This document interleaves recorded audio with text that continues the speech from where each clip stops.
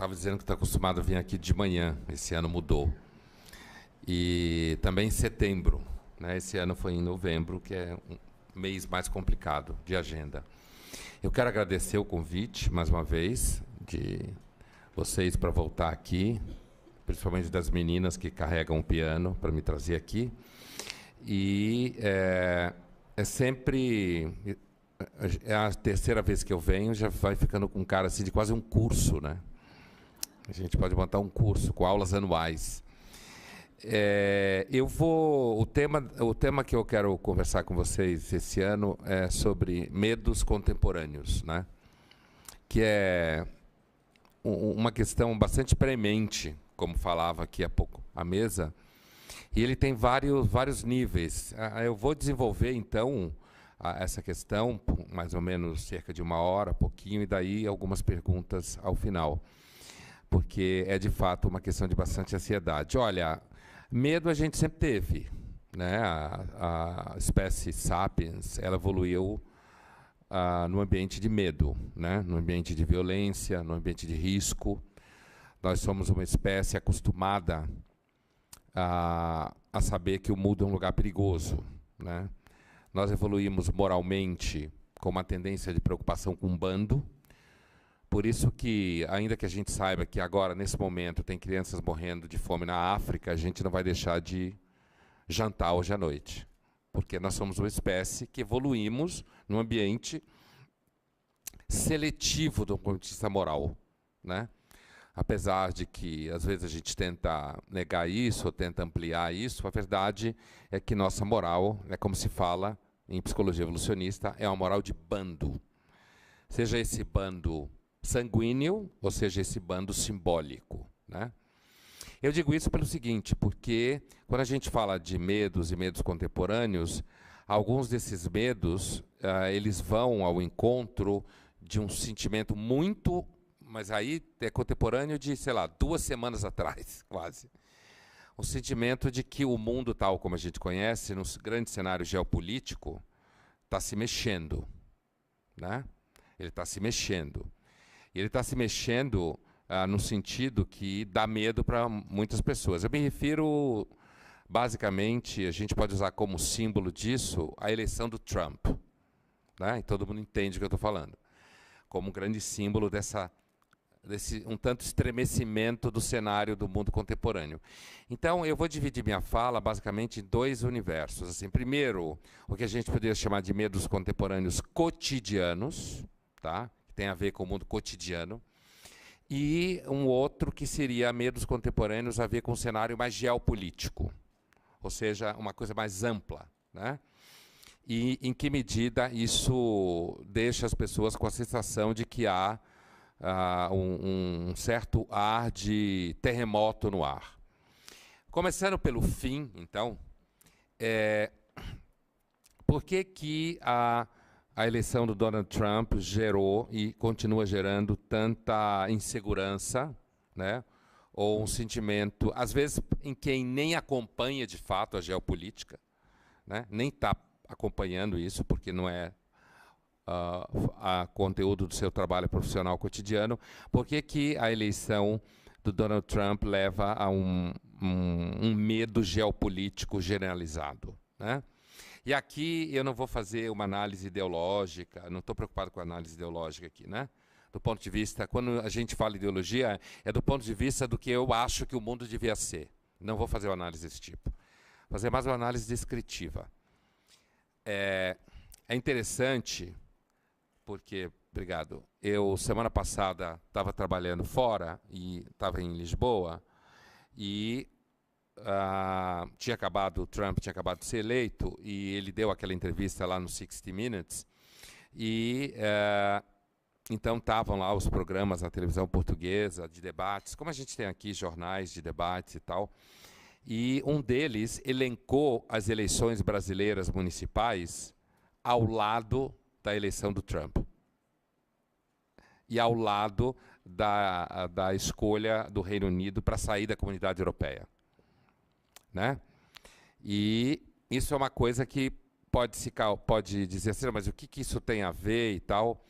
Isso tem a ver no seguinte sentido: Aqui no Brasil, as eleições municipais agora, e o que a gente está vivendo agora aqui no Brasil, ele é importante e causa medo em algumas pessoas, porque talvez seja o primeiro momento que a gente está saindo de um ciclo pós-ditadura, ciclo esse que era pautado por uma percepção de que a única solução política decente ou possível está na mão da esquerda. Porque a esquerda foi a grande herdeira da ditadura no Brasil. Herdeira moral, eu quero dizer. Moral, né? Como sendo aquela que encarnava, então, o bem social. E o bem moral e o bem político. E o que aconteceu nos últimos, grosso modo, 2013 para cá, o processo do impeachment e depois as eleições municipais no Brasil, o que a gente percebe é que começa a haver, inclusive em setores mais jovens da sociedade, uma coisa de pessoas dizerem não sou de esquerda, sou de direita. O que isso significa, eu não vou entrar muito no mérito, porque não é nosso assunto, não é política enquanto tal. Mas isso representa um estremecimento. Ontem eu estava numa discussão e uma moça falou comigo assim de forma bastante sentida, né? Sofrida, que ela estava com medo porque ela está perto dos 60 anos agora, e ela dizia que o mundo tal como ela conheceu, aquilo que era certo e errado para ela, estava começando a ruir, porque as expectativas ao redor de um tipo de país que via a solução à esquerda, principalmente capitaneada pelo PT, como sendo a grande opção moral do país, ruiu. Todo mundo sabe do que eu estou falando, não preciso entrar em detalhes. Ruiu, né? Veio ao chão. E isso levou e continua levando grande parte, digamos assim, da inteligência brasileira a um sentimento de desorientação. Leva professores ao sentimento de desorientação. Porque tem um primeiro momento que você xinga, né? Então você xinga quem subiu ao poder, você xinga quem ganhou a eleição, você xinga quem fez maioria.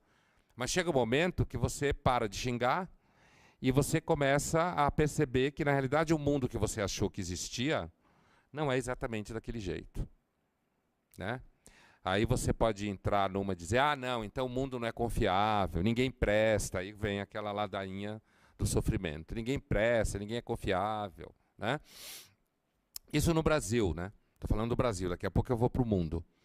E aí, isso significa que aí vem uma eleição municipal, e essa eleição municipal no Brasil apresenta uma guinada claramente de afastamento daquilo que o mundo ao redor do PT significava. E quando eu estou falando o mundo ao redor do PT, eu não estou entrando no debate político enquanto tal. Eu estou me referindo a uma visão de mundo que existia, certo? E essa visão de mundo acabou, ruiu, né? Aqueles que se pensavam que eram santos não são, independente da sua opção ideológica. Estou falando fora da opção ideológica. O resultado é que no momento que acontecem essas eleições municipais no Brasil, a gente sabe que elas são as eleições municipais talvez mais importantes depois do fim da ditadura, porque elas representaram um movimento do país de afastamento da visão de mundo que dominava o país desde a ditadura. E isso para a inteligência pública é difícil, porque a inteligência pública era orgânica com a esquerda. É difícil para a maior parte dos professores e alunos e estudantes, porque continuam crescendo na expectativa de que esse universo que representava o PT significa o universo do bem. E por isso que os analistas portugueses colocaram isso encostado na Inglaterra na eleição do Trump. Por quê? Porque é um momento de ruptura. No caso nosso do Brasil aqui, é um momento de ruptura em relação à nossa história dos anos 60 para cá, principalmente. Tá? Uma ruptura que parece uma ruptura de pessoas que fizeram uma opção menos idealizada, menos sonhada, mais pragmática, mais desencantada, né? Uma opção que alguns leem como o fechamento, recuo, uma opção conservadora, né? Alguns falam o crescimento dos evangélicos, né? Quando as pessoas discutem a eleição municipal do Rio de Janeiro e falam da vitória do Crivella, isso dá medo em muita gente.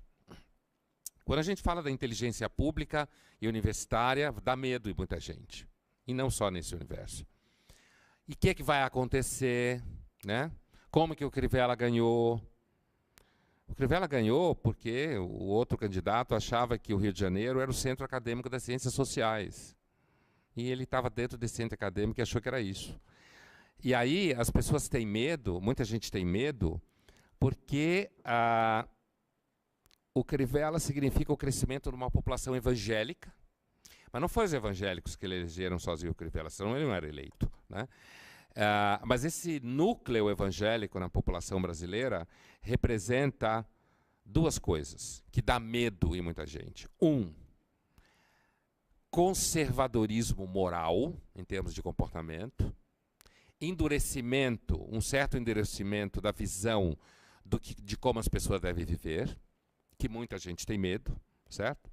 Quando eu digo essa muita gente, é principalmente gente que circula pelo mundo da inteligência, que produz conteúdo, que vocês leem, veem na televisão ou ouvem na faculdade. Né? E outra coisa, representa uma tendência ao que a gente chama de liberalismo popular.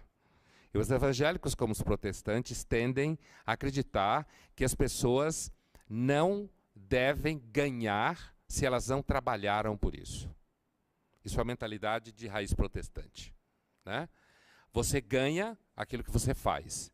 E, portanto, há uma tendência a um discurso de diminuição do Estado. Duas coisas juntas que dá medo em muita gente. Conservadorismo moral, portanto, discurso centrado na família, discurso de redução de certas questões que têm a ver com comportamento, sexualidade, por exemplo, certo? E ao lado disso, um discurso do tipo assim: você trabalhou, você merece, você não trabalhou, não me enche o saco. E isso significa uma certa crítica a, digamos assim, ajuda social, gasto social, certo? Né? Uma valorização, inclusive, da vida dentro da igreja e não da vida dependente do Estado. Né? Então você pega gente que vem de classe social menos privilegiada, que às vezes trabalha como empregada doméstica, essa mulher entra na igreja, ela começa a fazer amizade, ela chora, consegue levar o marido dela, ele também chora, ele bebia, enchia a cara, batia nela, aí ele para de bater nela, recebe Jesus no coração, o irmão arruma um emprego para ele começa a trabalhar, ele já não gasta o dinheiro dela só, os dois começam a ter dinheiro em casa, um dia volta a transar, coisa que não fazia há muito tempo, Jesus ajuda inclusive a isso, ao contrário do que se pensa, certo? Volta a transar, e aí os filhos ficam alegres, porque a mãe está cantando em casa, o pai está feliz, né? Aí eles ganham o que fazer no final de semana, a igreja propicia sociabilidade, ganha cidadania dentro da igreja, né? Eles tomam decisões, pagam dízimo, mas os ricos pagam terapia, 300, 400 reais a hora para o terapeuta falar né? Então, assim, e cresce, você tem um sentimento de unidade, certo? Você tem um sentimento de que você participa de alguma coisa. Pessoas que normalmente não sentiam que participavam de coisa nenhuma, ganham cidadania. Então, uma das coisas que o crescimento da igreja evangélica no Brasil está ensinando para o povo inteligente, que nem eu, assim, que trabalha com política, ética, filosofia, história, geografia, sociologia e tal, jornalismo, é o seguinte: o movimento evangélico está mostrando no Brasil que ele consegue produzir sensação de cidadania mais do que o Estado brasileiro consegue. E de forma mais eficaz, e mais imediata, e mais barata. É só um dízimo, certo? E você recebe, em troca disso, amizade, sentido, vínculos, um equilíbrio familiar, né? Tudo que as pessoas querem na verdade. E isso rebate em eleições numa coisa interessante que é pesquisa dá errado. Né? Pesquisa dá errado. As pesquisas estão dando errado, não só aqui. Porque as pessoas estão começando a querer eleger candidatos que elas têm vergonha de confessar que elas querem eleger. Porque se elas falam que querem eleger, as pessoas... Como assim? Você vai votar no Trump? Como assim no Trump? Você vai votar no Crivella? Como assim no Crivella? O cara é evangélico. Como se essa frase significasse algo do tipo: não vou querer isso nunca. Certo? Então, um medo, né? Estou falando do universo geopolítico, né? Um medo desse universo é de que o mundo, as pessoas que têm uma visão de mundo mais conservadora estejam perdendo a vergonha de dizer que são assim. E estão começando a eleger pessoas que representam essa percepção. Então, se fala na mídia, como assim o Congresso brasileiro, que saiu da última eleição, em que a Dilma ainda foi reeleita, já saiu mais duro, conservadoramente falando, e se as eleições municipais, como normalmente elas sinalizam, se as eleições municipais da agora continuarem a sinalizar o impacto nas grandes eleições de dois anos depois, a tendência é isso se radicalizar, né? E então, isso gera uma sensação, principalmente no universo da reprodução do pensamento público. Eu estou insistindo nisso porque é isso que vocês ouvem, é isso que a gente ouve, é daí que produz a percepção. Isso causa o sentimento de que o mundo está mudando, o Brasil está mudando, e de repente pessoas saíram da toca e começaram a falar, sei lá, vou usar um clichê, gente que vira e fala assim: eu acredito em Deus mesmo, e daí? Ou eu acredito na família, e daí? Né? Ou eu sou evangélico mesmo, eu congrego em tal igreja, e daí? Né? E isso você ouve... como assim? De onde você apareceu? Eu pensei que você tinha sumido. Ou você estava em desaparecimento, né? Pelo contrário, no caso dos Estados Unidos, né?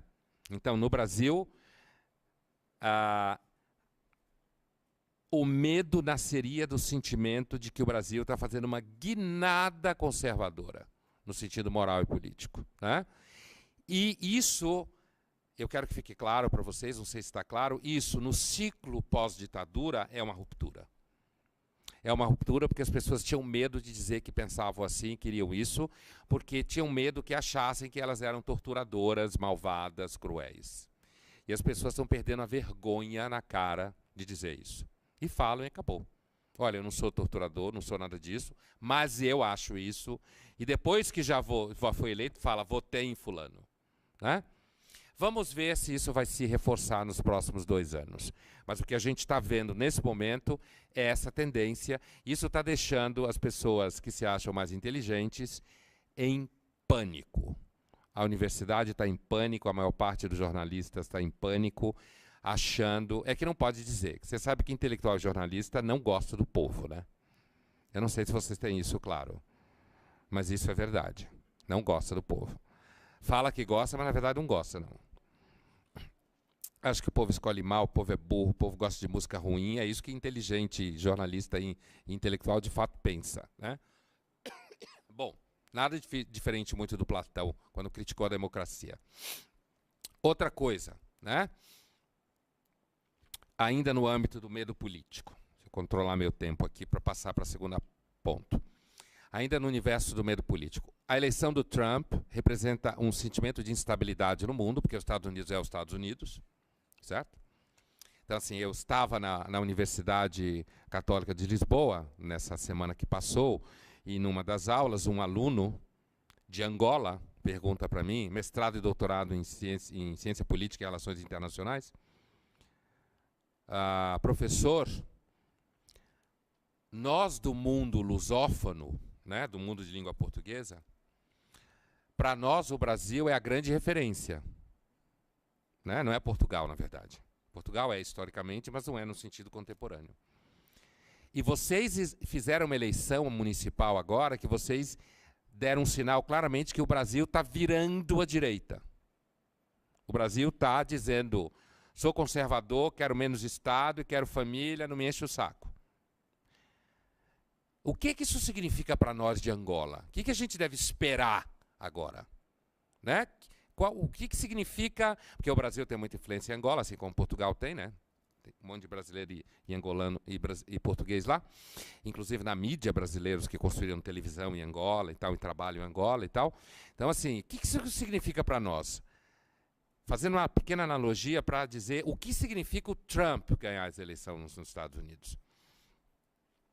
Significa que o mundo está passando por uma ruptura também, o mundo ocidental principalmente, né? Que tem a ver com a China, inclusive. A China jogou milhões de trabalhadores do mercado com um salário quase zero.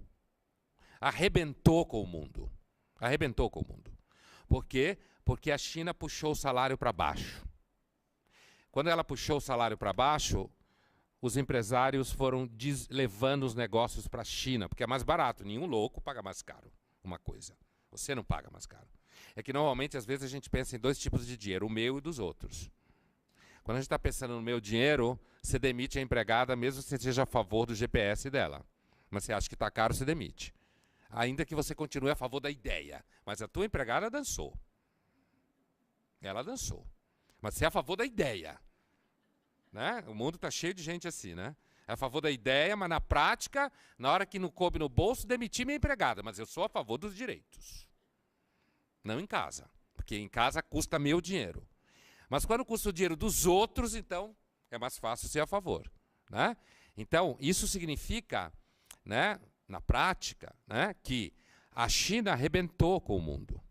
Porque tem muito chinês, e eles eram muito pobres, e eles trabalham quase de graça. E sai tudo barato. E à medida que... até agora os chineses só faziam produto ruim. Então, começando a fazer coisa boa, os chineses acabaram de comprar a CPFL. Né? Então, a gente aqui mesmo já tem um exemplo disso. É Chinese agora. Né? Então, assim... Né? Então, só para dar um exemplo de que eu não estou falando de uma coisa longe, é isso que eu quis dizer. Estou falando de Campinas. Né? Então, assim, os chineses estão quebrando todo mundo. Inclusive, acabaram de quebrar a indústria do cinturão da ferrugem, como se fala dos Estados Unidos, que ninguém esperava e votou tudo no Trump. Que votava nos democratas e votou no Trump. Né? Isso significa o que para nós, assim, né? Apesar do que eu falei sobre Campinas, né? E sobre os chineses aqui e everywhere. Então, assim, o que significa isso para nós? Significa que quando o dinheiro diminui, a riqueza diminui, as pessoas ficam conservadoras. Quando elas enriquecem, elas voltam à esquerda. Isso é muito louco, mas é assim que funciona. Por quê? Porque a esquerda, normalmente, em termos econômicos, gasta dinheiro. Ela gasta dinheiro. Em todo lugar onde ela se instala, ela gasta. Ela gera dívida. Inclusive pela visão de mundo que ela tem. Quando o dinheiro acaba, você volta para a direita. Que é a posição das pessoas que precisam fazer contas. Que precisam arcar com contas. Esse movimento à direita que o Trump representou, né, os Estados Unidos vem do Obama, que é o cara que representava o sonho de consumo de todo mundo legal. Né, o presidente Obama. E aí, é esperado, né, na história dos Estados Unidos, votou muito à esquerda, agora vota mais à direita. Os Estados Unidos votou muito à esquerda com Jimmy Carter, e aí depois votou muito à direita com Ronald Reagan. Né? Então, assim, esse ciclo que o Trump representou a ruptura e o Obama, o último representante, é um ciclo que nasce na Segunda Guerra Mundial, com a vitória aliada, mas que se constitui definitivamente na queda do Muro de Berlim. Por quê? Porque para a Europa, a Segunda Guerra Mundial acabou definitivamente com a queda do Muro de Berlim. Por quê?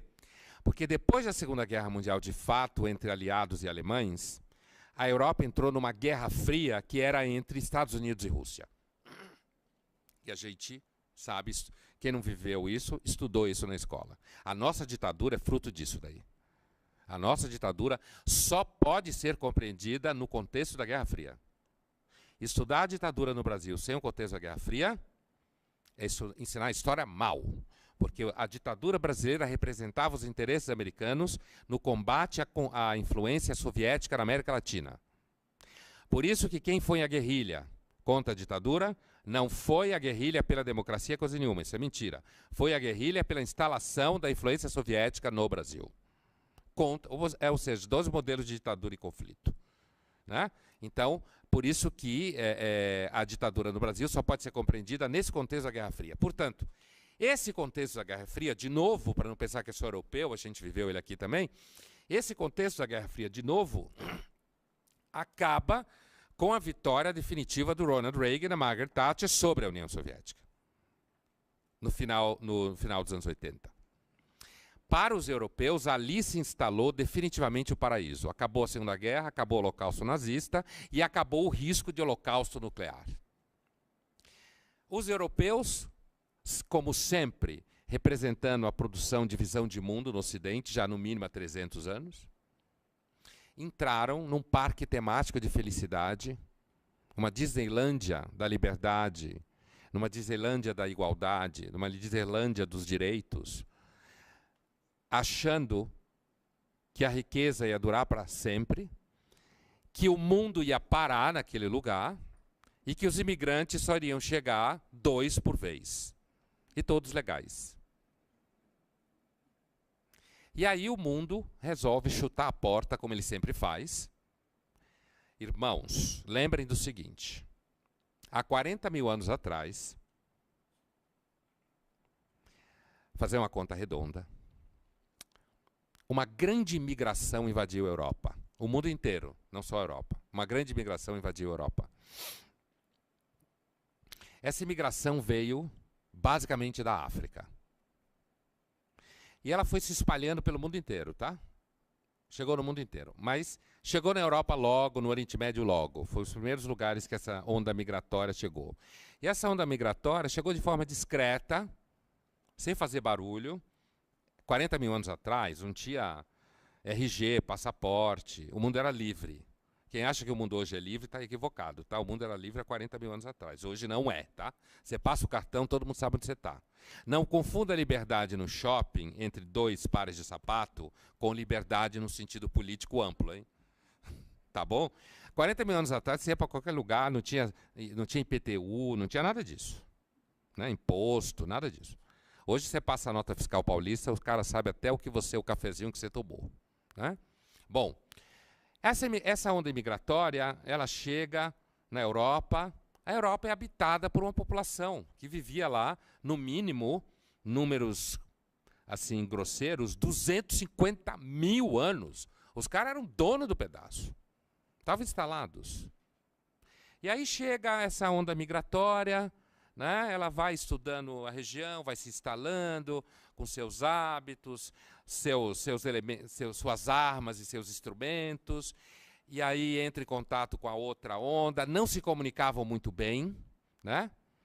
Não se comunicavam muito bem, porque tinham uma questão de fala e linguagem em jogo, um pouco pior do que você tentar se comunicar com alguém que não fala inglês, por exemplo, na Inglaterra, ou seja, em que lugar for, ou aqui português no Brasil. E o que acontece no espaço de 40 mil anos a 20 mil anos atrás, ou seja, no espaço de 20 mil anos. Esses caras que viviam na Europa durante 250 mil anos desaparecem, somem do mapa. Eles são conhecidos como neandertais. Os invasores éramos nós.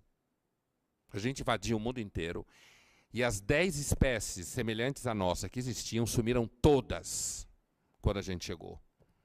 Todas. Não ficou uma. Não é que a gente era malvado, não. A gente só era mais capaz. Isso é uma desgraça. A gente só era mais capaz.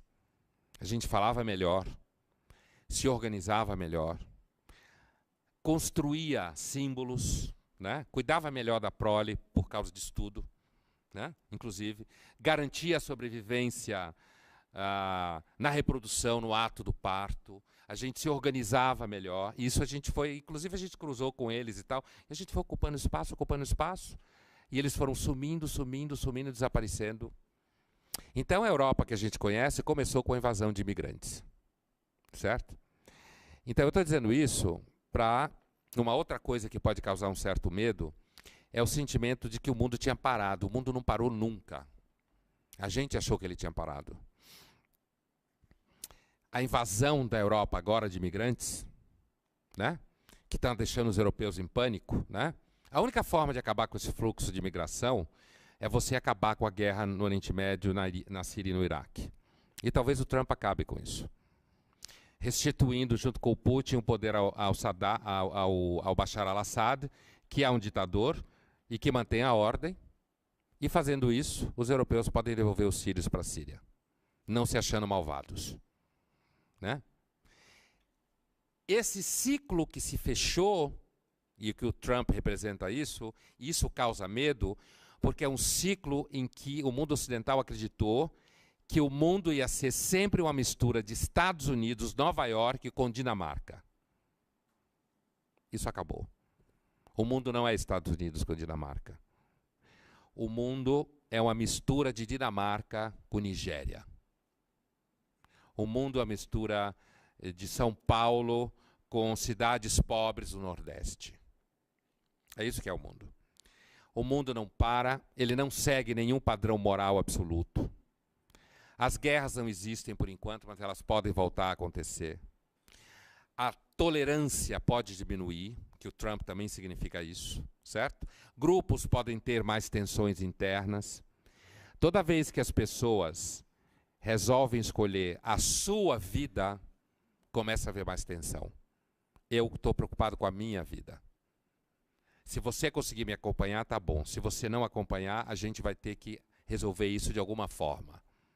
Então, essa é a primeira parte que eu queria falar para vocês, assim, em termos de medo contemporâneo, e não é, esse caso não é nem só contemporâneo, é dessa semana, da semana passada, de um ciclo, né? De um ciclo que no mundo europeu já começou com a escolha dos britânicos saírem da comunidade europeia, e agora o grande medo dos europeus se concentra na eleição francesa. Se os franceses elegerem a Marine Le Pen, o que eu acho pessoalmente uma tragédia pelo histórico do partido do pai dela, né? Se os franceses elegerem a Marine Le Pen, que é uma direita que não tem a virtude da direita liberal, que é acreditar na sociedade de mercado, a Marine Le Pen não acredita em sociedade de mercado. A Marine Le Pen acredita em Estado forte, só para os franceses. Certo? Então, assim, mas se os franceses elegerem a Marine Le Pen, o que eu não acredito, certo? Mas também tinha dúvidas que o Trump ganhasse. Quer dizer, o mundo está indo mais rápido do que... O mundo está indo na direção do que eu e outros achamos que ele vai, só que ele está indo mais rápido do que a gente achava. Né? Então, assim, então eu acredito que a Marine Le Pen não vai ser eleita. E não, Marine Le Pen não é a mesma coisa que Trump, hein? Nem a mesma coisa que eleição no Brasil, hein? Marine Le Pen, a direita francesa, extrema-direita francesa, é bem perigosa, tem um histórico, um trauma muito pior do que a ditadura no Brasil, né? Mas, assim, se a França eleger a Marine Le Pen, aí vai ser pânico generalizado na Europa. Porque significa que os europeus... talvez eles só não elegerão a Marine Le Pen, o Front National, como eles falam, se os franceses conseguirem mediar esse processo, diminuindo garantias do Estado, elegendo uma direita um pouco mais liberal, como o Brasil fez aqui. Se a esquerda francesa endurecer, os franceses podem vir a eleger a Marine Le Pen na próxima eleição. Ela é jovem. Ela é jovem. Né? Político que você não gosta, quando é jovem, é o seu pior inimigo na Terra. Porque significa que ele vai ficar aí muito tempo. Né? Então, esse cenário geopolítico que causa medo, mas o medo diminui se você pensar, e é isso que eu quis dizer com a história da nossa imigração há 40 mil anos atrás, o medo diminui se você conseguir se libertar do sentimento de que o Brasil... que tinha que dar certo, era o Brasil que foi construído ao redor de um universo ideológico e utópico do final da ditadura. E entender que a história andou. A história andou, porque as pessoas andaram, porque o mundo muda, porque as coisas acontecem. Como falam os americanos, shit happens, certo? As coisas vão acontecendo e você vai tendo que lidar com elas, né? E as gerações vão mudando, né? E hoje, os jovens de 18, 19 anos, aí já começando a me afastar do tema da geopolítica, a chamada geração Y, milênio, que vocês conhecem. Tem gente aqui dessa geração que daqui eu vejo, né? Então, assim, gente que está aí no máximo com 35 anos por aí, né? E que antes se falava desde os 10 anos até os 35, aí começou a se falar de geração Z até os 18, 17, mas isso é tudo a criação da publicidade, né? Que a sociologia começou a levar a sério, a psicologia levou a sério. É uma invenção da publicidade americana para segmentar consumo, identificar produto, focar o marketing, né? Bom, mas como o marketing e a publicidade são as ciências humanas mais sérias no final do século XX e começo do XXI, por que elas são muito sérias? Porque senão o cara perde o cliente. Um filósofo, um sociólogo pode falar que o mundo é do jeito que ele quer. Ele não perde emprego por causa disso. Se o publicitário disser que o mundo é assim e o cliente dele investir dinheiro nisso e der errado, ele perde emprego, né? E como a gente sabe que dinheiro é a coisa mais séria do mundo, tá? Né? Lembra o que o Nelson Rodrigues dizia? Dinheiro compra até amor verdadeiro, certo? Né? Eu lembro que no ano passado, em algum momento, eu não lembro mais o porquê, eu respondendo alguma pergunta, eu comecei a comparar finais de semana em Roma com finais de semana em praia cheia, né? Não lembro mais como que fui parar nesse assunto, mas assim, era a história de que assim, imagina como o amor é mais fácil no final de semana em Roma do que no final de semana com a praia cheia, gente gritando no seu ouvido, né? Em Roma você se apaixona. Numa praia cheia, gente gritando no seu ouvido, o casamento acaba, na verdade. Né? Você começa a achar que escolheu errado, que não era bem assim. Em Roma não, você tem toda certeza sobre o amor, né? É isso que o Nelson queria dizer. Ele não queria dizer que a gente é filha da mãe, não. Ele queria dizer que nós somos seres frágeis mesmo. É isso que ele queria dizer. A gente é frágil mesmo. Nunca levante a voz e diga assim, eu não sou, ninguém me compra. Calma, ninguém nunca ofereceu o suficiente para você. Né? Ou você nunca teve tão pobre o bastante. Né? Vamos com calma. Né? Modéstia consigo, com a própria moral, é a melhor coisa que existe no mundo. Né? Modéstia. Né? Ainda mais se achar um santo. Né? E nunca ache que os outros são santos, aqueles que você escolheu que deviam ser santos. Porque aí você pode entrar em pânico porque alguém foi preso. E seu mundo para de fazer sentido. Né?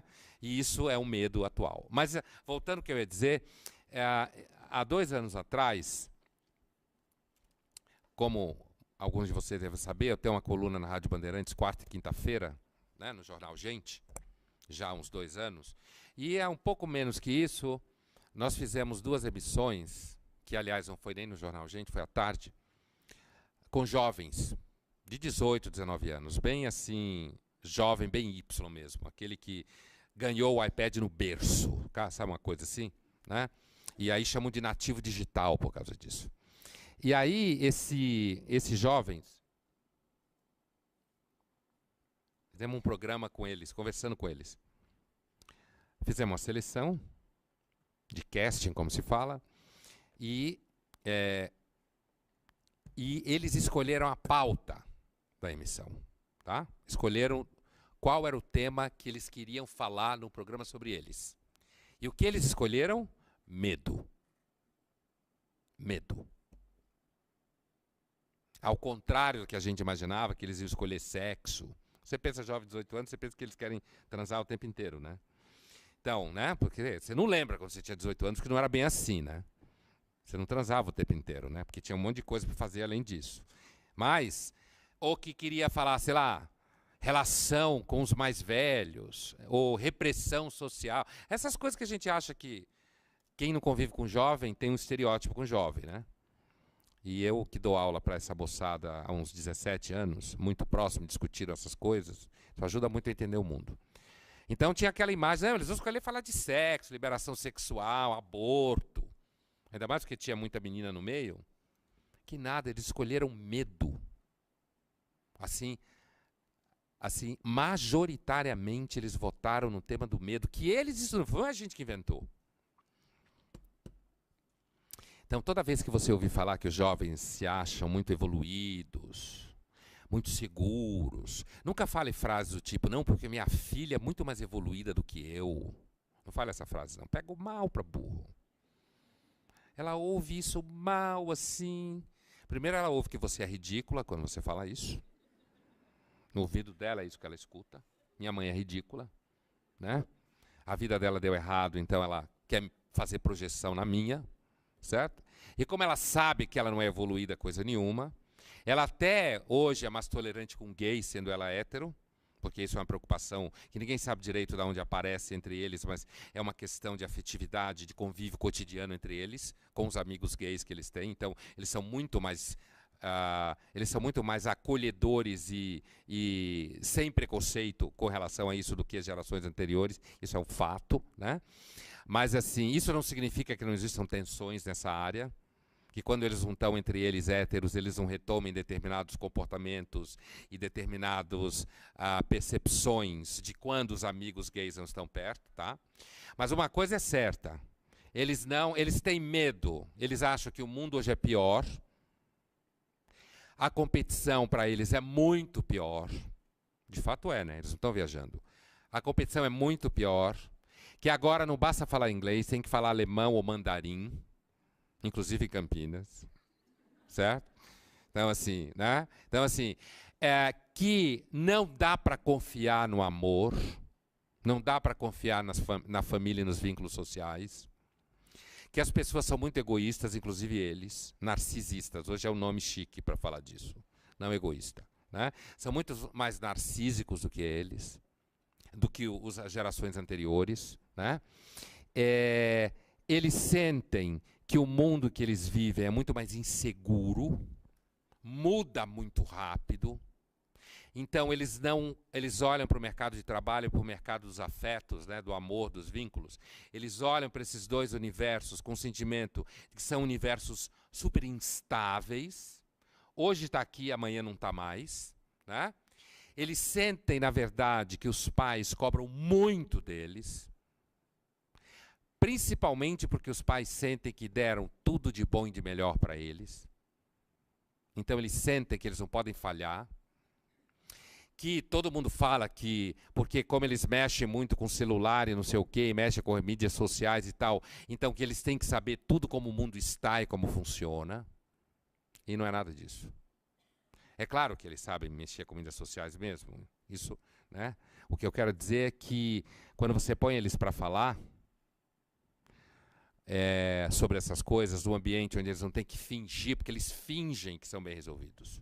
Eles fingem, porque os pais e os professores querem que eles finjam. Os pais e os professores querem que eles tenham opiniões muito claras e muito fortes. Querem que eles abracem a causa e resolvam transformar o mundo. Quando eles estão em pânico de achar um estágio.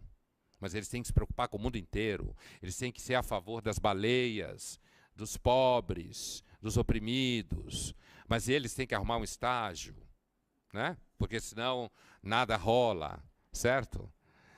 E então, na verdade, essa geração talvez seja a geração que tem mais medo que já caminhou sobre a face da Terra. Que tem mais medo. E que se fala mais besteira sobre eles. Besteira em cima de besteira. Essa do mais evoluído, assim, outro conselho. Não demonstre, vou falar uma para os caras e para as minas, começando com as minas. Não demonstre que você ficou muito feliz se alguém confundiu você com a sua filha, achando que você é irmã dela. Não demonstre muita alegria. Primeiro que provavelmente a pessoa estava sendo educada. Segundo, porque a sua filha sabe que isso não é verdade. E ela quer que você seja mãe dela e não irmã. Então, se alguém fizer esse comentário, não fique muito efusiva na hora, né? Controle a felicidade. Que é compreensível. Não é que não é compreensível a felicidade. Dizer, tá bonita, tá jovem, é completamente compreensível. Todo mundo quer continuar a ser bonito e jovem em alguma medida. Não precisa, sei lá, ficar o tempo inteiro se costurando, que no final você fica meio artificial também, né? Mas ser bonito e jovem é normal. Jovem no sentido de você sentir que você participa da vida, né? Isso que eu quero dizer jovem. Então, assim, inclusive do desejo e tal. Para os caras, né? não queira ir jamais a uma festa com seu filho para pegar as colegas dele de faculdade, que ele vai querer morrer. Ele vai querer morrer. Ele vai morrer de vergonha. O pai dele não pode ser o tiozão da festa de jeito nenhum. Os jovens, em alguns setores, são extremamente conservadores. Extremamente conservadores. É por isso que a coisa mais fácil do mundo de levar para a igreja é um jovem. Jovem vai para a igreja assim, 2 minutos. Uma pessoa de 40 anos é mais difícil ir. Ela é mais desconfiada, ela sabe como as coisas funcionam. Você está começando a amadurecer quando você começa a não ter certeza do que você sabe. Enquanto você tem muita certeza do que você sabe, você ainda está jovem. Quando você começa a perceber que as coisas não são exatamente como você achou que era, a começar por você, né? Você está começando, então, isso é um medo contemporâneo que não tem a ver com semana passada, com Trump especificamente. Mas eu diria que assim, a geração Y, a milênio, como se fala, ela, apesar de que ela demonstra muita preocupação, por exemplo, na hora que ela fala sobre a fome na África, é uma geração que tem uma tendência a sentir que o mundo é muito ameaçador. Porque o mundo é muito ameaçador. O mundo hoje é muito pior do que era. Muito pior. Nesse sentido da competição, da insegurança, né? O mundo muda o tempo inteiro. Todo mundo sabe que alguns falam 50, outros falam 40, de algumas das principais profissões que vão existir daqui a 50 anos, não se sabe quais são hoje. Por quê? Porque os avanços, né? Quer ver outro medo contemporâneo avassalador? O crescimento da inteligência artificial, que pode vir a tornar algumas profissões completamente irrelevantes. Alguns anos atrás existiam pessoas que tinham carreiras e vidas e ensinavam os filhos a acender lampiões nas ruas das cidades. Durante décadas se fez isso. Isso acabou. Frentistas só existem no Brasil, porque são protegidos por uma lei. Na maior parte dos países com algum desenvolvimento não existe mais. Nos Estados Unidos não existe há décadas. Só quando o cara está lá e ele vive, ele trabalha ali, ele vai e faz, se ele vai porque ele faz, porque ele quer, senão o cara faz sozinho, né? Então, esse sentimento de que o que você faz hoje, amanhã pode não existir, e o sentimento de que você não sabe direito o que você vai ter que fazer, porque você tem 20 anos agora, então você não sabe direito o que você vai ter que fazer, exatamente, e o sentimento de que o que você faz hoje poderá ser resolvido por máquinas melhor do que você. Quer ver uma coisa que causa medo? Todo mundo já sabe que quando você torna os procedimentos mais transparentes, graças às tecnologias da informação e à robotização dos processos, a corrupção cai. A melhor forma de eliminar a corrupção é eliminar o ser humano do ciclo produtivo. Isso já se sabe, né? Isso dá medo. Porque um dia a gente pode chegar à conclusão que o que atrapalha o progresso somos nós, né?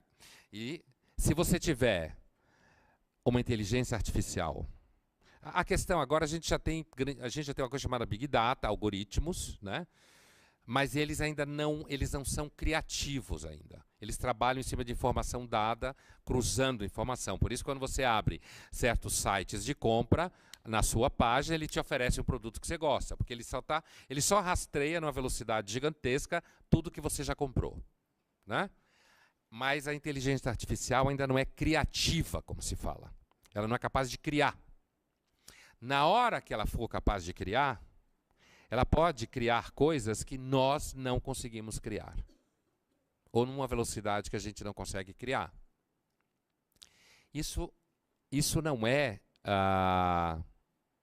ficção científica, não, hein? Isso não é, não.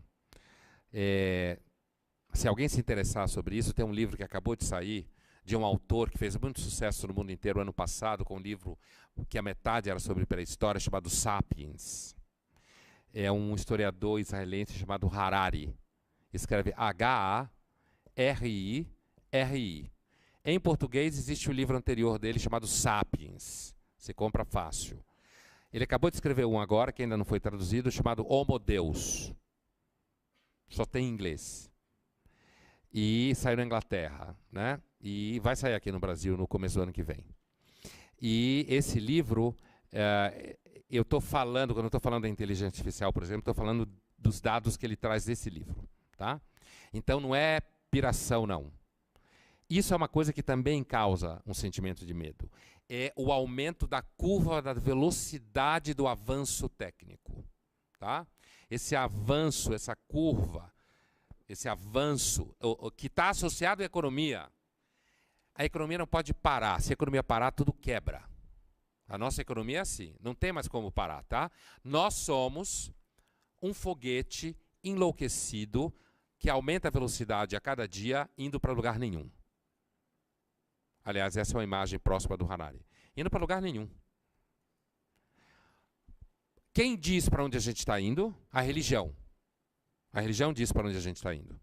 Para quem tem religião. Quem dizia para onde a gente estava indo? A política. Aquela política que se achava que ia transformar o mundo cada vez um lugar melhor e mais legal o tempo inteiro. Que entrou meio em crise agora com a eleição do Trump aqui no Brasil. Certo?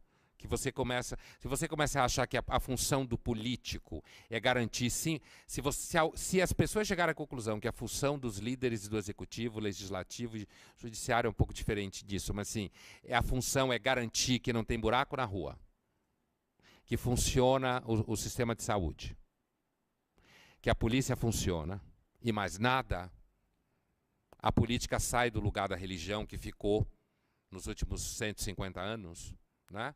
E ela volta para o lugar que ela sempre teve, que é a organização do poder, e acabou. Sem nenhum sonho associado a ela. Sem nenhuma imaginação, como se fala. O poder não é o lugar da imaginação. O poder é o lugar de você cuidar do poder e fazer com que ele não seja mais violento do que ele naturalmente é, na sua natureza. Certo? Mas a gente tem pensado que o poder é o lugar da imaginação. É o lugar de experimentar, fazer coisas diferentes, com a força do Estado em cima. Se a política entra em crise, dizendo para onde a gente vai, a religião nunca vai entrar em crise, irmãos. Deus nunca vai entrar em crise. Religião é a maior invenção da espécie sapiens até hoje. Porque ela te oferece algo que você nunca consegue provar que não existe. Quando dá errado o que ela diz que vai acontecer, ela diz que ainda não foi a hora. E quando dá errado de novo, ela põe a culpa em alguma outra coisa. Ou ela diz que você não está espiritualmente preparado para realizar. Então a religião, o grande trunfo da religião é que ela te oferece respostas imprecisas para problemas reais. Quem oferece resposta precisa está sempre sofrendo, porque pode dar errado. As respostas da religião são imprecisas. Deus é impreciso, a vida após a morte é imprecisa, o que é o bem é impreciso, a moral é imprecisa, tudo é impreciso em religião. Então nunca vai quebrar. Só que a demanda é muito real. A vida parece não ter sentido, eu sofro, eu morro, eu adoeço, eu perco coisas, então isso vai demandando, né? Então, mas nós somos economicamente, tecnologicamente, um foguete enlouquecido, aumentando a velocidade, indo para lugar nenhum. Isso causa medo quando você toma consciência disso. Quando isso aparece, no fato de que a economia não pode parar. Se alguma coisa ficar à frente dela, tem que passar por cima dessa coisa. Por quê? Porque a economia garante 7 bilhões de sapiens querendo ser feliz. O planeta nunca teve 7 bilhões de sapiens. E nós somos uma espécie que ninguém segura. Porque a gente acredita no nosso mundo imaginário. Esse mundo imaginário é o mundo dos nossos valores, mundo da religião, mundo da política. Daqui a gente inventa. E vira real, né? Quer ver um exemplo? Isso aqui mede tempo. O que é o tempo? O tempo é função de práticas sociais. Por isso que na Idade Média o tempo não passava. E hoje ele passa por cima de você. Por isso que você pega um paulistano, Campinas talvez seja um pouco melhor, você pega um paulistano, joga ele numa praia do Nordeste, ele enlouquece. Porque lá, se o cara fizer aquilo naquela hora, daqui 3 horas, não faz diferença. Em São Paulo, se você não fizer agora e for fazer aqui 10 minutos, alguém fez no seu lugar. Tempo não existe em si. O que a gente mede isso aqui, cada vez mais, é a capacidade que você tem de usar o tempo como commodity para produzir coisas. É uma commodity, como a gente fala, né? Está precificada. Isso dá medo. Por quê? Porque não pode parar, só aumenta a velocidade. É claro que alguém pode dizer que não, ele vai então viver, como agora está na moda entre brasileiros, vai mudar para Portugal. Porque Portugal é bem mais legal nesse sentido, a vida é mais mansa, mas lá tem menos gente, se começar a encher, quebra. É sempre assim. E aí, para dar resultado para tanta gente, precisa de muito dinheiro de Bruxelas. Os alemães precisam injetar muito dinheiro. E uma hora todo mundo que põe dinheiro para de botar dinheiro. E aí, para produzir dinheiro, tem que sair um pouco da vida mansa. Eu tenho que ganhar dinheiro vendendo vida mansa. Que não dá para ser lugar cheio para vender vida mansa. Se tiver muita gente, a vida nunca é mansa. É chata, porque pisam no seu pé, né? Ouve música que você não gosta, né?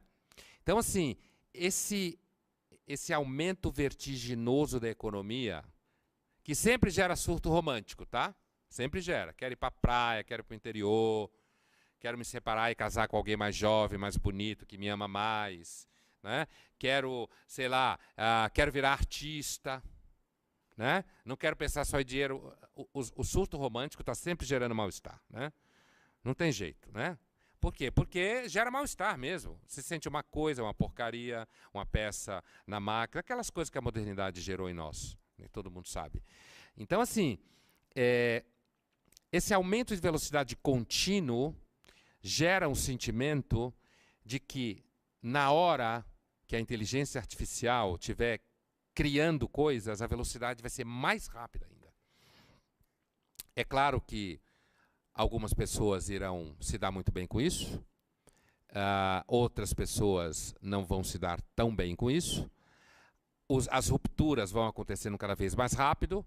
É claro, se o capitalismo quebrar, tudo isso acaba, a gente volta para a história. Fiquem tranquilos, não precisam ter medo. Os homens voltam a morrer em guerras, as mulheres voltam a morrer de parto, e a vida continua calma como sempre foi, né? Porque, recentemente, eu estava num evento com um professor intelectual que vocês conhecem, já fiz muitos eventos com ele, Eduardo Gianetti, aquele economista.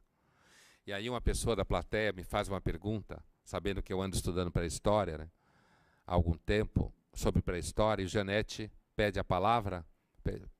Pondé, você permite que eu dê uma parte na tua resposta? Ele conta uma história engraçada de quando ele fez doutorado em Cambridge, na Inglaterra, que é o seguinte. O professor deles de História da Economia começa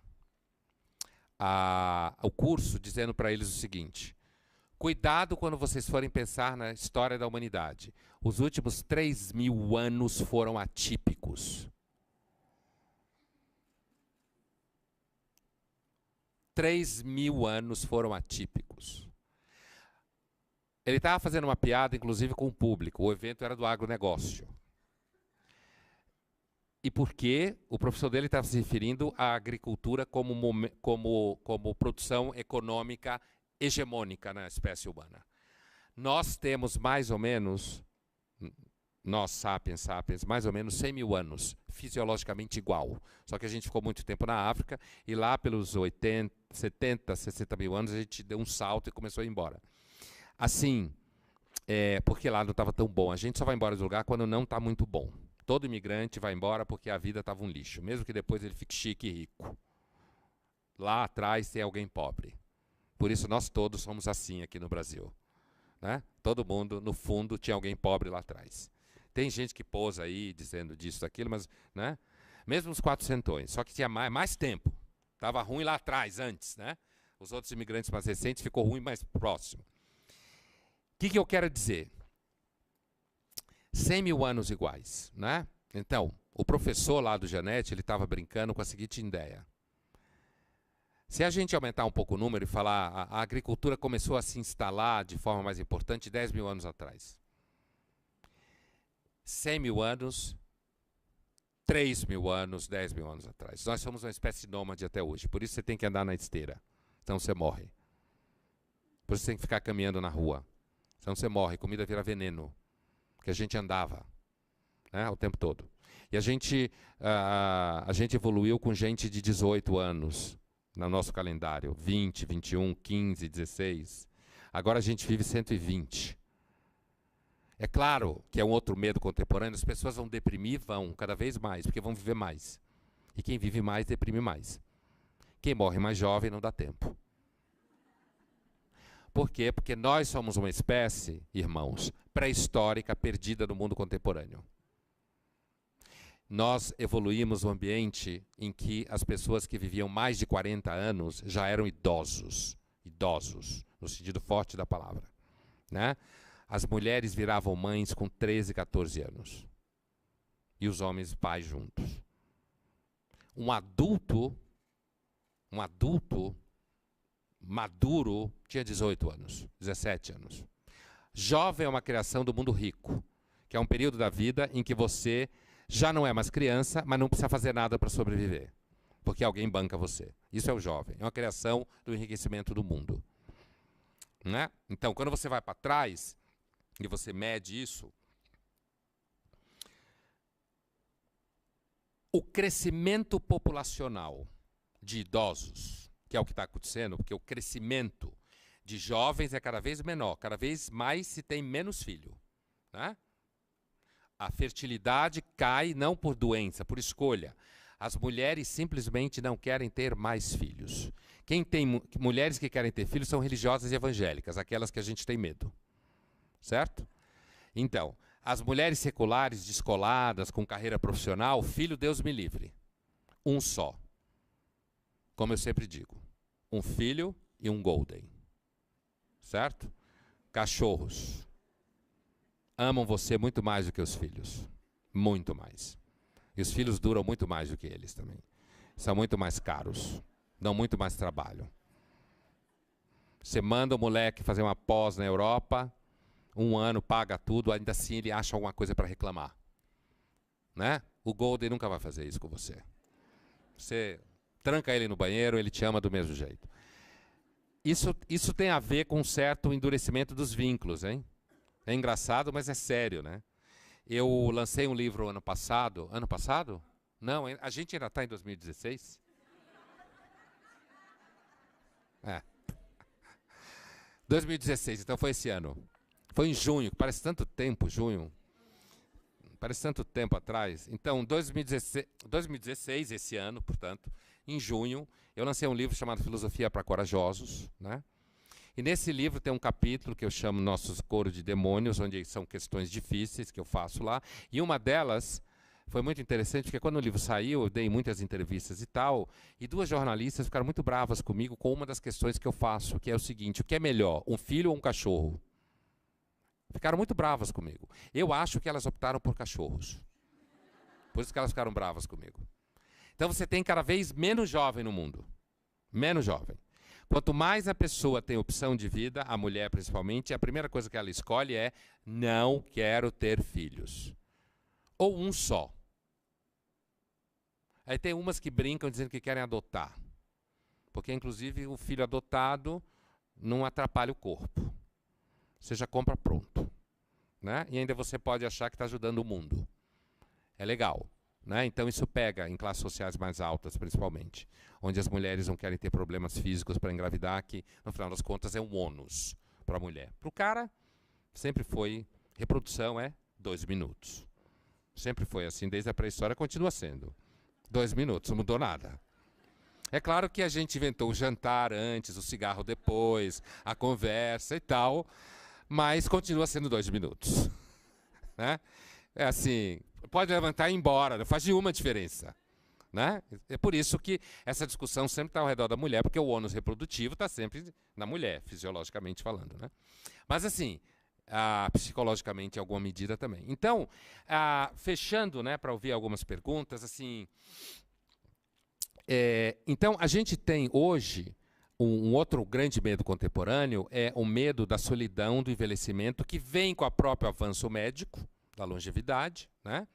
Mas que vem acompanhado de uma redução de jovens no mundo. Isso vai, inclusive, quebrar os fundos de pensão todos e aposentar todos. Daqui 100 anos, vamos dizer assim. Você sabe que no passado eles tinham uma coisa chamada aposentadoria?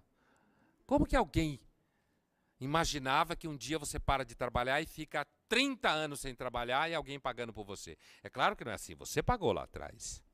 Claro que sim. Né? O problema é que, na prática, quem está pagando a sua aposentadoria é quem está pagando agora. Né? E esse jovem que está pagando agora está deixando de existir. Certo? Ele está pouco, cada vez ele é menos. Né? E cada vez menos ele quer se preocupar com alguma coisa que seja além dele. Tá? Então, é por isso que se fala o problema da Previdência, o problema da Previdência. Todo mundo sabe que em 100 anos acabou a aposentadoria. As pessoas vão trabalhar até 80 anos. Inclusive porque vão poder. Vão estar tomando remédio. Bom, se o cara toma 5 remédios por dia, inclusive entre eles um Viagra, e está casado com uma mina de 30, por que ele não pode trabalhar?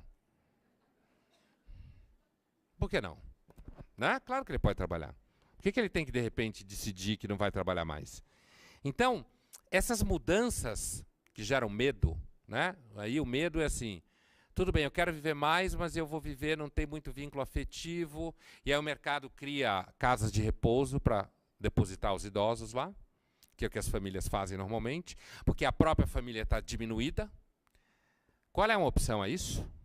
Vida religiosa, comunidade, evangélicos. Evangélicos. Evangélicos mantêm família, vínculos familiares, intergeracionais. Irmãos, é assim. Os estudos demográficos comparativos na Europa e nos Estados Unidos, que existem muitos estudos comparativos, mostram que em 100 anos, sociedades pouco religiosas podem voltar a ser religiosas. O Brasil é uma delas. A revolução evangélica veio para ficar. A Igreja Católica que tome seu rumo, porque vai perder o mercado. Tome seu rumo, porque a Igreja Católica é muito ruim para disputar mercado religioso. Pesada, burocrática, enrolada, incompetente. Fez opções teológicas complicadas que agora estão em crise, inclusive, porque o mundo migrou para um lado direito, assim. Os evangélicos não, eles são ágeis. Uma sala vazia, 100 cadeiras de plástico, um microfone e Jesus no coração, e eu mando ver. Acabou. Você começa a pregar, começa a vigente, você começa a organizar, acabou. Igreja Católica não, vai para Roma, volta de Roma, vai para Roma, volta de Roma, vai para... E quem comanda normalmente tem 120 anos. Igreja evangélica, você pode ter empreendedores religiosos, né? Gente jovem, ágil. Não vai sobrar para ninguém. Os evangélicos vão engolir o Brasil em poucos anos. Né? A Igreja Católica está levando o maior cacete. E assim, não é só no Brasil, é que eu estou falando do Brasil. E por isso o Francisco fica tentando ajustar o discurso para a população jovem. Mas a Igreja Católica é muito pior do que a Petrobras. Se jogar o Moro lá em cima, se você jogar o Moro na Igreja Católica, do ponto de vista desses entraves, é muito mais complicado. Porque eu não sei quantos anos a Petrobras tem, a Igreja Católica tem no mínimo 1.500, certo? Então, isso não significa que a Igreja Católica não criou casa de misericórdia, caridade, não, é tudo misturado mesmo, é assim que é, faz as coisas tudo misturado. Eu estou falando do ponto de vista do crescimento, né? Do crescimento populacional dentro do Brasil. É por isso que as pessoas falam, mas e o PRB, e o PRB, e o PRB, e o PRB, o PRB está crescendo, o PRB está crescendo sim senhor, porque ele tem base, ele tem dinheiro, ele tem vitalidade, ele tem gente por detrás.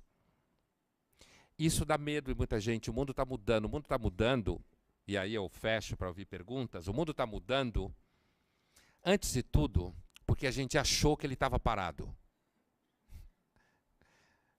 A gente tem medo do que está acontecendo porque a gente achou que o mundo ia parar. Ou que o mundo ia para o lado assim, ninguém ia acreditar em nada, todo mundo ia amar todo mundo ia se dar bem. As pessoas não se dão tão bem assim. Você sabe, quem é casado sabe disso. Ninguém se dá tão bem assim. E a gente achava que todo mundo ia se amar na humanidade. Onde já se viu isso? Você não consegue amar gente que convive com você. É mais fácil amar quem mora longe. Mas quem mora longe, você, na verdade, não está tão envolvido com ele. Difícil mesmo é amar com quem você toma café da manhã todo dia. Esse é o mais difícil. É mais fácil amar uma ideia do que uma pessoa. Um cachorro do que um filho. É muito mais difícil a relação. Então, a grande parte do medo, né, desse universo de medos contemporâneos, pelo menos aqueles que eu disse para vocês aqui, descrevi aqui para vocês, a raiz deles, uma das raízes importantes, é porque a gente achou que o mundo ia parar ou estava indo em direção ao que se pensou que ele estava indo. Paz, Dinamarca, riqueza crescente, tranquilidade. E aí vieram os chineses, quebraram com o capitalismo industrial ocidental, derrubaram salários, compraram tudo, certo? Como estão comprando, e não tem conversa, certo? Você quer trabalhar? Quer, vai ganhar menos. Não quer, vai embora. Certo? Então, esse sentimento é que o mundo está se mexendo. Mas o que eu quis dizer para vocês é assim, o mundo está se mexendo, o mundo tem sido atípico nos últimos 3.000 anos, certo? Coisas podem acontecer. A gente está num avanço tecnológico que depende do crescimento econômico. O crescimento econômico depende de regras ortodoxas de economia. E regras ortodoxas de economia depende de você respeitar a lei de mercado. E lei de mercado é o seguinte, se chinês baixar o salário, se eu não baixar, eu quebro. Certo? Isso é uma coisa que faz todo mundo sofrer e a gente tem medos. Obrigado. Vamos às perguntas. Obrigado.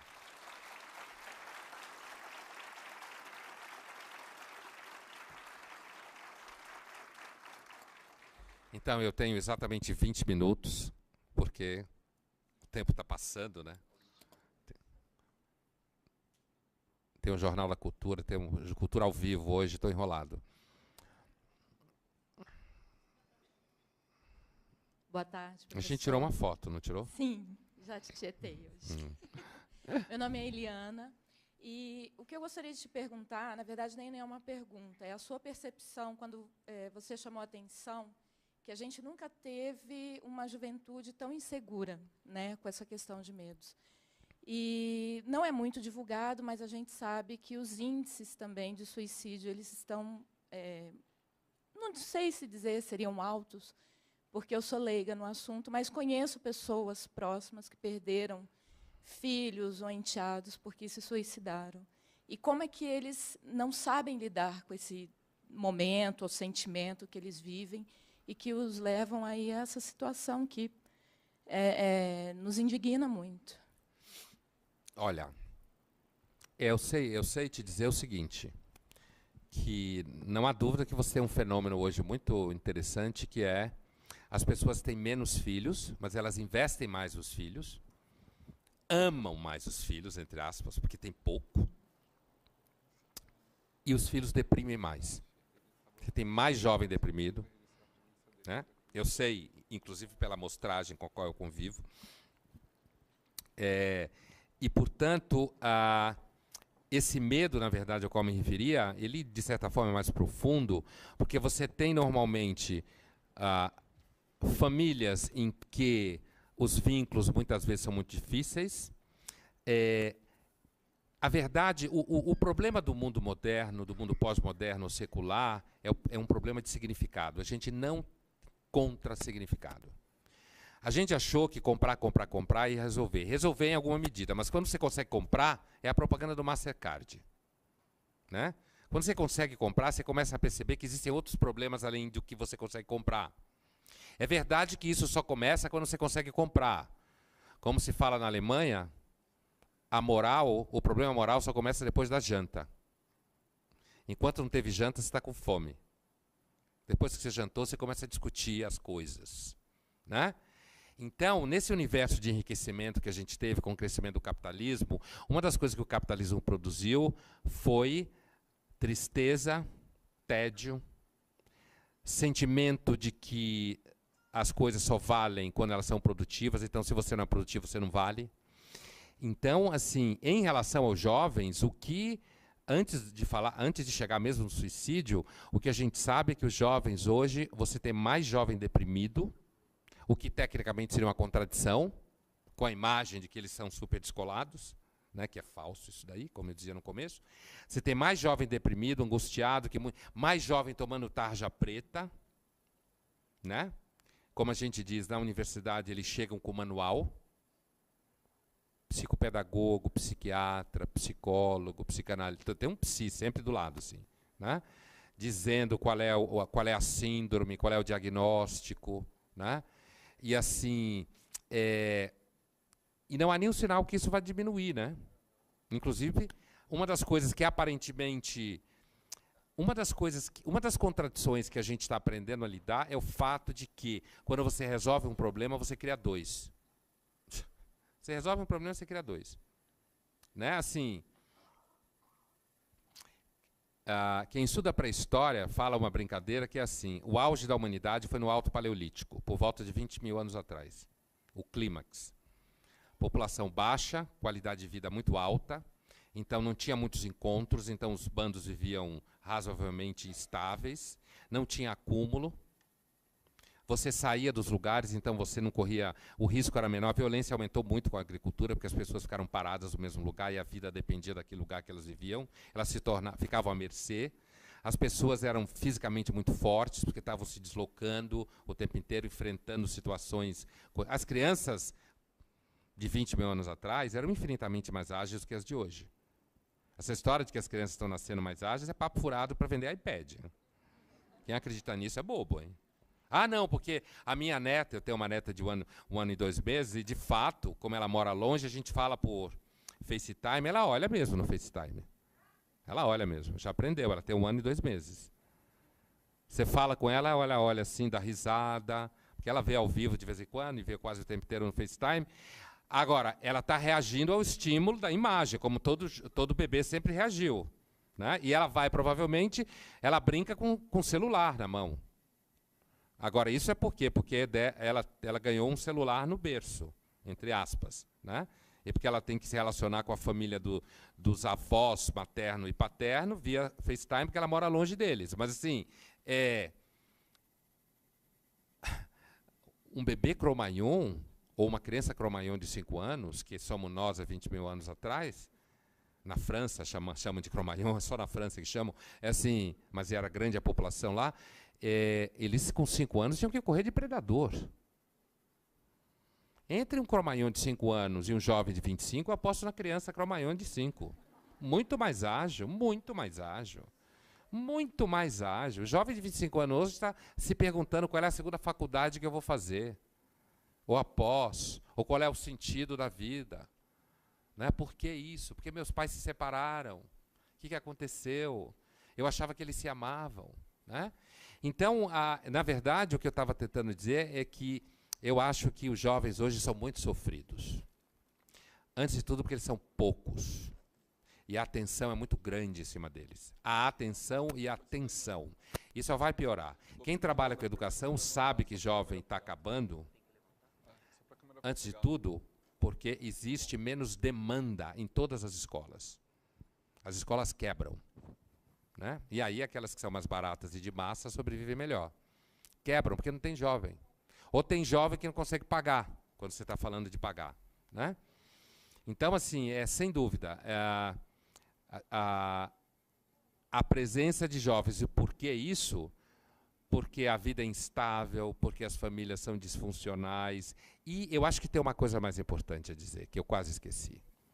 Nós, de fato, construímos uma civilização que acredita que a felicidade é possível. E se ela não for, assim tão evidente, a gente vai deprimir. Entende o que eu estou dizendo? A gente, de fato, nunca houve uma civilização que acreditou, como a nossa, de que a felicidade é uma coisa que se pega com a mão, assim. Como nós. pega a felicidade com a mão. Você toma decisões e produz felicidade. O nome disso, no mundo da psicoterapia, é coaching. Você faz coaching, tudo vai dar certo. O cara deu certo fazendo coaching, aí ele vende isso que todo mundo dá certo fazendo coaching. Nunca é tão fácil assim. Às vezes dá certo. Mas eu acho que é muito importante. Um dos grandes motivos da depressão contemporânea é porque nós acreditamos que a felicidade existe de fato. Quando a espécie sapiens sempre foi uma espécie mais ou menos triste, que sabia que existem constrangimentos na vida que ela não ultrapassa. E a gente acredita... Nunca houve um momento na história em que um sapiens acreditou que ele, indivíduo, podia ser feliz do jeito que a gente acredita. A felicidade individual pode virar um problema para a espécie. Essa busca da felicidade individual que a gente tem hoje. A gente é uma espécie que evoluiu em bando, obedecendo, se preocupando com o bando, dependendo dele para sobreviver, engolindo sapo, como se fala. E a gente agora virou uma espécie de 7 bilhões de indivíduos querendo ser feliz. Não vai dar certo. Não vai dar certo. A indústria farmacêutica vai ganhar muito dinheiro, vendendo remédio para você lidar com a frustração de que a vida não é feliz muitas vezes. Não sempre, mas muitas vezes. Próximo. Boa tarde, Pondé. Aqui. Ah, sim, vi. Pondé. Vi. Boa tarde. Boa tarde. Eu sou Carlos André, represento a Secretaria de Cultura. E a minha colocação é a seguinte: você disse que o dinheiro é a coisa mais séria do mundo. Então, o maior medo não seria, sobretudo, no caso do Brasil, que o Estado, Rio de Janeiro e etc., necessitará se socorrer junto ao sistema bancário, diminuindo o poder, entre aspas, dos governantes. Ou seja, resultando em juros mais altos, emissão de títulos, e delegando verdadeiramente o poder aos banqueiros. Olha, eu acho que isso é uma possibilidade, mas eu acho que o problema começou antes. O problema começou porque o Estado do Rio de Janeiro, entre outros, gastou dinheiro demais e mal. Por isso que está nessa situação. Então, eu acho que dessa situação decorrem duas coisas.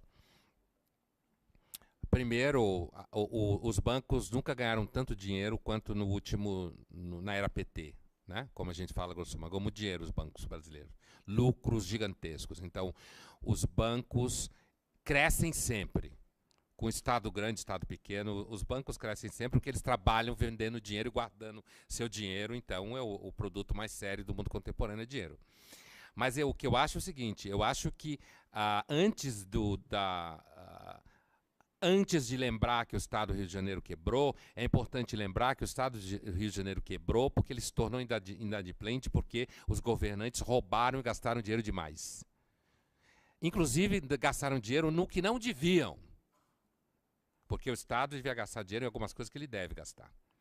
E gastou dinheiro no que não devia e foi muito roubado. Então, quebrou. Então, a gente deve ter medo, antes de tudo, de um Estado insolvente, inadimplente, gigantesco e com muita gente corrupta dentro dele. Eu acredito, respondendo para você, se me perguntou o que eu acho, o Estado deve ser pequeno, deve ter mecanismos violentos de contenção de quem está na vida pública, certo? Alguns países que dão um pouco mais certo em termos de Estado, quem está na vida pública tem a sua vida financeira publicada continuamente na internet. É uma forma violenta de contenção. Mas uma das coisas que a gente tem medo é o fato de que, para combater a corrupção, parece que você tem que invadir a privacidade das pessoas públicas. Que são públicas. Ora, o nome diz. Pessoas públicas. Né? Então, que ganham a fé pública, inclusive vivem disso. Então, eu acho que não é só uma questão dos banqueiros. Eu acho que os banqueiros têm muito poder no Brasil já há muito tempo. Eu acho que uma solução possível para a insolvência do Estado é, primeiro, não só pedir dinheiro emprestado a banco, porque vai ter que pedir, porque se não pedir, quebra. A outra coisa é porque ele vai ter que fazer cortes, ele vai ter que cortar gastos mesmo. E isso vai doer. Isso é uma outra coisa que a gente tem medo. É porque quando você faz opções mais conservadoras e liberais, é mais ou menos como na sua vida. Você ganhava 10 mil reais por mês, perdeu o emprego, arrumou um emprego e ganha 5. Você vai virar para os seus filhos, para sua mulher, para o seu marido e vai dizer: não vamos comer pizza mais todo domingo. É assim que é mesmo, não tem jeito. Vai ter que cortar gasto. Vai ter gente que vai sofrer. Não adianta. Isso é um dos medos. Mas, assim, isso é o que acontece em todos os níveis. É uma coisa importante que a gente precisa ter um pouco mais claro, é que a economia ela não funciona muito diferente quando você está falando do Estado e quando você está falando da sua casa. A economia é sempre a mesma, gastou mais do que tem, quebra. E aí quando você quebra, só tem um jeito de consertar. Você reduz, diminui gasto, para você conseguir fazer com que aquilo caiba no seu bolso. E isso, no sentido do Estado, significa mesmo falta de aumento, demissão, conturbação e também pedir dinheiro emprestado para quem tem. Eu não acho que a gente pode dizer que os banqueiros vão mandar no país, porque eu acho que uma das coisas que a gente precisa tomar cuidado é com a ideia de que um grupo só mande no país. A gente está descobrindo agora que um grupo de empreiteiros, por exemplo, eram muito poderosos no país, aliado a um grupo que dizia representar justamente os trabalhadores. Ou seja, a vida não é nunca exatamente como a gente pensa que é. Dá tempo de mais uma pergunta. E aí, não sei... ela levantou aqui. Boa tarde. Tá. Meu nome é Milena. Oi, Gostaria Milena. de saber sua opinião sobre estar servidor público. Alguns anos atrás, então, a gente ouve algumas gerações dizendo que a escolha de ser professor público, a escolha de ser um profissional de saúde na área pública, a escolha de ser servidor era até um sinônimo de segurança. E hoje, a geração de hoje está dizendo o contrário. O medo de ser servidor público, de estar professor, de estar o profissional da saúde. O que aconteceu? Qual era o sentido e o que é hoje? E esse sentido, esse medo que acontece? Eu diria o seguinte, isso é um caso de função do processo de aprofundamento da economia de mercado. A economia de mercado, ela tem uma tendência que ela vai produzindo riqueza e o Estado, quando é muito grande, portanto, muito servidor público, Portugal, por exemplo, tem 700 mil servidores públicos. Portugal tem 20 pessoas morando lá. Tem 700 mil. Sem ideia do que é isso? E o governo quer demitir 100 mil. E agora o governo socialista ganhou, porque Portugal está bem, então estão gastando dinheiro, não vão demitir. O que vai acontecer? Vai quebrar lá na frente. Eu estou dizendo isso para você no seguinte sentido. Parece-me um processo, entre aspas, natural, que o servidor público deixe de ser uma carreira segura na medida em que o Estado vai diminuindo e mostrando sua inapetência de manter aquilo que ele promete. Porque o Estado não produz riqueza, na sua maioria. Ele arrecada riqueza. E para ele arrecadar riqueza, ele tem que deixar a economia correr. Porque se a economia não correr, por que São Paulo é o estado mais rico do país? O país quebra e São Paulo é mais rico. Porque São Paulo tem arrecadação, tem produção econômica. Então, quando você olha isso no cenário um pouco maior, o que significa é que, primeiro eu vou falar, depois eu falo da questão do professor um pouco mais especificamente, significa que quem trabalhar para o Estado vai ficar cada vez mais pobre, porque o Estado não vai conseguir pagar salário. Ele vai diminuindo, ele vai tendo que privatizar setores, porque senão ele não consegue manter. O mercado é infinitamente mais competente para um monte de coisa, e com todos os problemas que o mercado tem, porque não é que o mercado é um santo, o mercado é uma besta fera, né? Então, assim, na medida em que ele vai crescendo, não é que é mais seguro trabalhar no setor privado, mas o setor privado vai lhe dar mais opção e vai dar mais chance para você, enquanto jovem, de ganhar dinheiro, seu dinheiro. E aí garantir sua vida com seu dinheiro. Enquanto que o setor público ele vai ficando lento, sucateado, e o Estado vai ficando pobre, não vai conseguindo garantir as aposentadorias que garantiam antes. E então é inevitável. À medida, isso daí vai, inclusive, ao encontro do que eu dizia antes, de uma tendência do mundo e se afastando do welfare state. No welfare state, trabalhar no Estado, ser funcionário do Estado, tem duas formas de ser funcionário público, servidor público bom. Um no welfare state, no Estado de bem-estar social, que ele é gigantesco, e quando não tem mercado. No Rio de Janeiro, sempre foi bom fazer concurso público. Em São Paulo, você tem outras opções, além de concurso público. Está vendo? Por quê? Porque São Paulo tem mercado. Rio de Janeiro não tem mercado há muito tempo. Então, todo mundo, quase todo mundo, entre aspas, todo mundo é funcionário público. Quebrou. É muito significativo que o Estado do Rio de Janeiro esteja quebrado. Porque ele é uma corte. Né? No sentido de que ali se vivia da corte, do Estado, já há alguns séculos. Né? Agora, no caso dos professores, eu também acho assim, também há uma tendência de professores que trabalham no setor público ganharem menos do que professores que trabalham no setor privado. Por quê? Porque o setor público vai ter menos dinheiro cada vez mais e vai ganhar menos. E aí vai atrair pessoas com menos capacidade competitiva e que normalmente são pessoas menos preparadas. Pessoas mais competitivas normalmente se preparam melhor. E aí você vai acabar atraindo pessoas que têm menos recursos. Recursos, eu digo, profissionais, pessoais e tal. E isso vai ajudar a somar a imagem de que não é um setor que atrai pessoas que têm potencial. E aí os jovens vão olhar para isso e vão dizer, não quero. O jovem só vai olhar para isso se ele não tiver chance em outro setor. Quanto mais o jovem ficar agressivo, competitivo, mais ele vai querer ir para outro setor. Né? E aí você ajuda a ter o sucateamento do setor público, né? Diminuir as pessoas que optam para ir para esse setor. E você observa isso, por exemplo, numa empresa que não é de fato servidor público, mas é mais ou menos, se observar a história do Banco do Brasil, que eu conheço um pouco de perto, por questões pessoais. O Banco do Brasil ele foi se atrofiando como grande opção de emprego. Por quê? Porque o Banco do Brasil ele teve que ir se ajustando à competição do mercado dos outros bancos. E para ele fazer isso, ele teve que cortar garantias. E à medida que ele foi cortando garantias, ele deixou de ter as garantias do setor público. E cada vez mais perto do setor privado, onde não há nenhuma garantia. A definição do setor privado é não há nenhuma garantia. Se vire. Isso é o setor privado.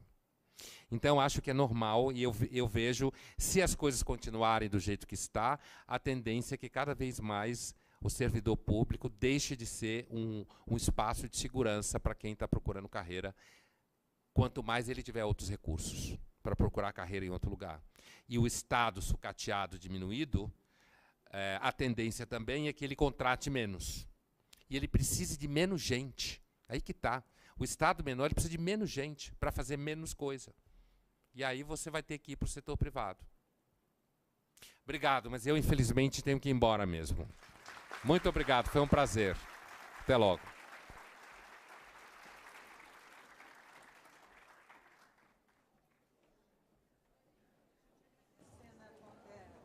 Você quer agradecer a eles?